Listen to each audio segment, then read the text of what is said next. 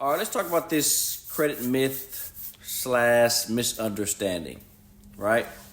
If you see a charge off on your account or on your credit profile, the original creditor took a tax write off and sold the account. It's no longer your debt anymore.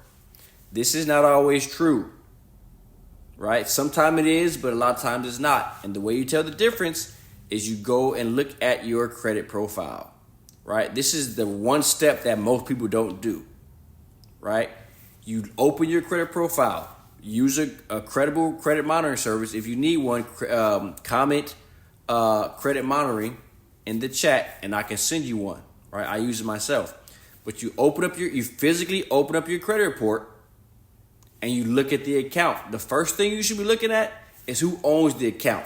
The owner of the account is the first sign, right, to know if it's been sold or not, or if you still owe that debt. If the charge-off account is still under the original creditor, you still owe that money. Why? Because the original creditor obviously didn't sell the account because it's still under their name. For instance, let's say Chase. If you got a Chase credit card and say you max it out, right? Say the limit is $3,000 and you max it at $3,000 and you got a bunch of late payments because you haven't been paying on time or whatever.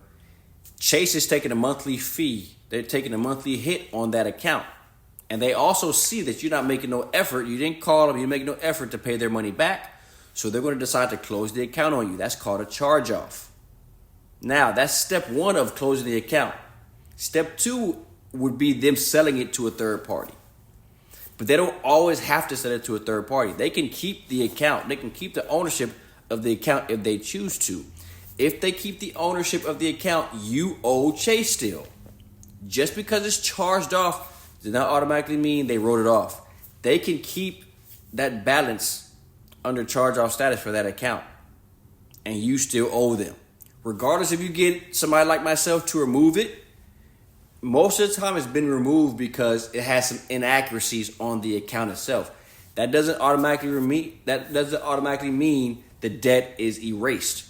It may be erased off of your credit report, but your credit report is just what it is. It's a report. That's different from the account. That's different from the commitment you made with Chase. You made the commitment with Chase once you got that credit card that I will pay you back your money. But since you chose not to, they closed the account. But guess what? You still owe them that money. And they also have the right, as long as within the statute of limitations time frame, and that depends on the state, they still have the right to sue you for that money. So if you max out the credit card, say you owe still $3,000, they can sue you whenever they want to. Say, hey, you've been summoned. So you got to be careful with this stuff. That's why I say be mindful of what you're doing. Same thing can happen to a car loan. Say you had Toyota and say, the car loan went under default or whatever the case may be. They don't have to sell it to a collection company. They can keep the account, and now you owe Toyota. Now, on the other hand, say for instance, let's go back to Chase. Say if Chase did sell your account to a third party, then the name at the top of the account would not be Chase. It would be that third party's name, whoever they sell it to. In that case, you do not owe Chase the money anymore. But guess what? You can possibly now owe that third party, right? Before you pay the third party, you need to validate the debt from them. Make sure they validate that they have ownership of that account now from Chase, and make sure that the debt that you owe matches what you actually owe, right? Ask for a debt validation, right? If everything matches, they have the ownership, they show proof of the ownership, they show proof of the debt, and everything lines up, then guess what? You may have to pay that third-party company. But the great thing about a third-party company, they give more grace when it comes to negotiating. Original creditors, a lot of times, they do not give grace on how much you owe them because they want all their money. But third parties, they purchase the debt with little to no money, for little to no money, right? Pennies on the dollar. $3,000. They say if they bought it for say $20. I don't know. I'm just throwing out a random number.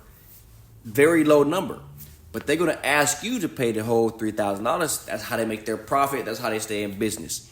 You have to, once everything is validated, and you can use a credit repair company like myself that we can help assist with that.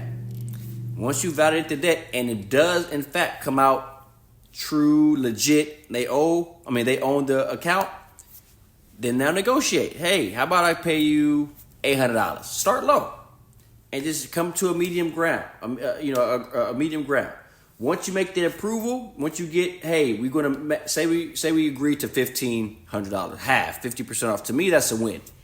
But get that in writing first, so they can't renege or go back on their word later on, and then ask for a pay to delete letter.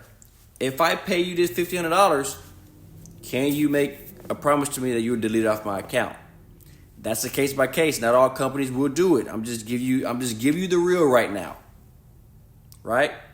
I'm just giving you the real. If they say yes, cool. Get that in writing first. Then pay them their $1,500 via payment plan or just one shot, $1,500. And then usually 30 or 60 days, they should then remove it from your credit report. Okay? That's the process. If they do not validate the debt, if they can't validate the debt, they can't validate the ownership of the debt or the amount that you owe, it's not legit. And you don't owe Chase money anymore, and you also don't owe this third-party company because the third-party company can't even prove that they're legit. And in that case, that's like the best case scenario. Then we can fight that and get that removed from your credit report. But regardless, you can still get charge-off removed from your credit report, and you still can get collections removed from your credit report as long as they show inaccuracies or they have some illegal things about that account. We can fight that to get that removed. Is it always promised? No, nothing in credit is. But it's worth a try, and I've gotten a lot of charge-offs deleted. I've got a lot of collections deleted. And I got a lot of accounts deleted where people didn't have to pay any money because there was no way that the collection company could validate the debt. I try not to make the video too long, but I wanted to get this information out there because it's a lot of bad juju out there. Bad information out there. People post this type of stuff all the time and not really experienced it or know anything about this stuff. Okay?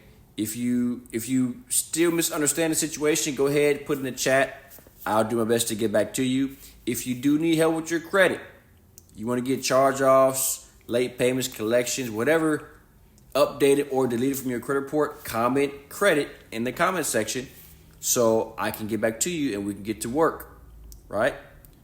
If you like this video, go ahead and like it, follow me, right? Or subscribe to my channel. I do have a YouTube channel.